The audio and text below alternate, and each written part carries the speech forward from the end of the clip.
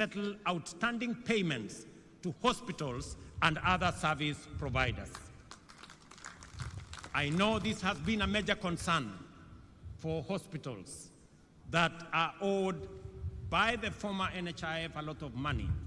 I want to give them my assurance that from next week, we have already released the money that will go into settling some of the debts that have held back their services under our new program. Ladies and gentlemen, the time for doubt and anxiety is slowly but surely getting behind us, and the space for criticism, skepticism, and pessimism is over. Real change ushers us into unfamiliar places. Transformative change overturns old assumptions and unlocks unprecedented possibilities. Every step into the future takes a measure of courage, and the comfort of the familiar can become a temptation to hesitate or backslide. We have been here before, Kenyans, times without number.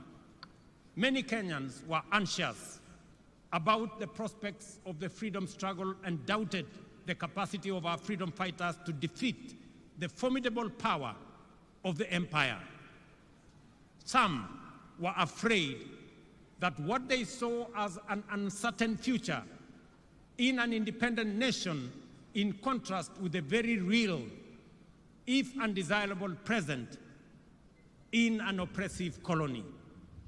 Later, when challenging the single-party monopoly, many worried that embracing democratic pluralism might destabilize the country and lead to state collapse. More recently, some hesitated as we took a leap of faith into a new dispensation, fearing that devolution could fragment the nation and that strong checks and balances might render the republic ungovernable. Despite these concerns, here we are, stronger than ever, facing the future with greater confidence and building a strong nation that is respected for its positive contribution, not just at home, not just regionally, but also globally. Independence, multi-party democracy, and our progressive constitution have made Kenya stronger, enabling our country to move forward and upwards, even in the midst of unprecedented challenges. What we have learned from Kenya's history of freedom struggle is this: we must not allow the fear of change to imprison us in the past, and we must have greater faith in our collective capacity to achieve inclusive transformation and usher in progress that leaves no one behind. I call on all Kenyans. I call on all Kenyans to have faith and a little patience. In matters of weeks, or in a matter of weeks, NHIF will be serving us efficiently and making the dream of universal coverage come true. I am aware that during this transition period, employees of the former National Hospital Insurance Fund will be managed in accordance with the provisions of the Social Health Insurance Act of 2023. I want to assure all the former employees and those now serving under our new outfit that no one will lose their jobs, and that I appreciate their dedication and service during this transition. We will make sure that everybody who has served in the former outfit is transitioned into the current outfit. We have implemented strong institutional and strategic measures to extend the impact of universal health coverage by developing the biomedical, pharmaceutical, and medical supplies production industries. To enhance healthcare delivery and ensure the security of medical supplies, the government of Kenya is improving the overall supply chain, starting with capacity upgrades and the establishment of Kenya Medical Supplies Agency regional distribution centers in Kisumu, Embakasi, and Mombasa. Ladies and gentlemen, the Kiswahili saying, mgaga na upwa hali wali mkavu, is an understated hint of the promise held by our blue economy. Because of the Indian Ocean, Kwale County and coastal region as a whole abound with transformative opportunities of an immense magnitude.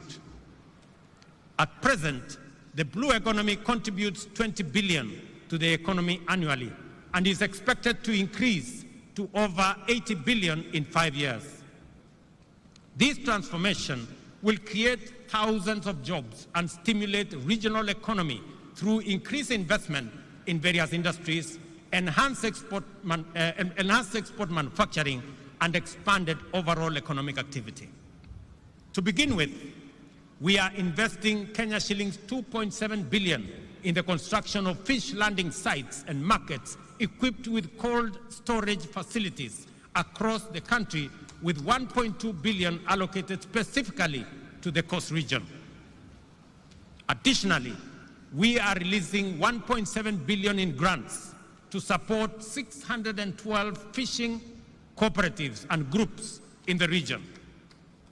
I must commend the Ministry of Mining and Blue Economy for an excellent job that they are undertaking.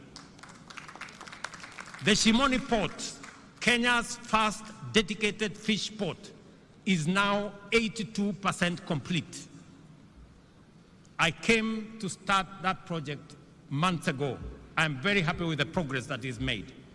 Once finished, it will boost the fishing industry by increasing the handling capacity by 50,000 metric tons of fish annually, thereby promoting value addition for both domestic and export market. To promote and enhance aquaculture and mariculture in the country, the government is investing 2.4 billion, including 1.4 billion allocated specifically for the coast region in the development of the National Mariculture Resource and Training Center in Shimoni, here in Kwale County. This center will serve as a catalyst for the growth of productive and profitable mariculture. It will function as a marine fish seed breeding and multiplication center, facilitate research and innovation in mariculture, and offer training for fish farmers and students. To increase fish production and facilitate the transition of fisher folk to deep water and exclusive economic zone fishing, the government has procured and distributed 123 fishing boats to local communities. And additionally, we plan to acquire deep sea fishing vessels for offshore fishing with a total budget of Kenya shillings 600 million allocated for this purpose this year. Ladies and gentlemen, the affordable housing program, healthcare reforms, and blue economy investments go beyond infrastructure. They embody our commitment to dignity, opportunity, and prosperity for many Kenyans. We invite the private sector to join us and drive up the scale of these initiatives to provide opportunities for more Kenyans to take part in achieving lasting transformation. Together, we are building a brighter future where every Kenyan has the opportunity to thrive and winning the freedom struggle of our time. Let us remember the example of our first Mashujaa and be inspired by their values, achievements, and legacy. Let us do our part to promote national cohesion and inclusion and to combat division, tribalism, and exclusion. Let us remember that without unity, our freedom and our future would be under threat. Together, we are unstoppable in pursuit of our aspirations and immovable in the face of any challenge. By embodying, championing, and defending our national values and principles of governance every day, we will be able to live up to the monumental legacy of Mekatilili Wamenza and other heroic men and women who blazed the trail for the patriots who followed and built a nation that present and future generations will be proud of. I am encouraged by the bravery, diligence, and loyalty with which Kenyans of all walks of life undertake their profession and social tasks, fighting crime and terrorism, defending the nation's territorial integrity, treating the sick, feeding the nation, teaching our children, and serving the needs of underprivileged citizens. To you all, I convey the gratitude and appreciation of all Kenyans. It is in these things that heroism lies. The fact that we must do them every day doesn't make them any less heroic or extraordinary. Ushujaa is doing ordinary things in extraordinary ways. Therefore, whatever our vocation, let us apply ourselves with zeal, because that is how great nations are built. Ladies and gentlemen, watu wa Kwale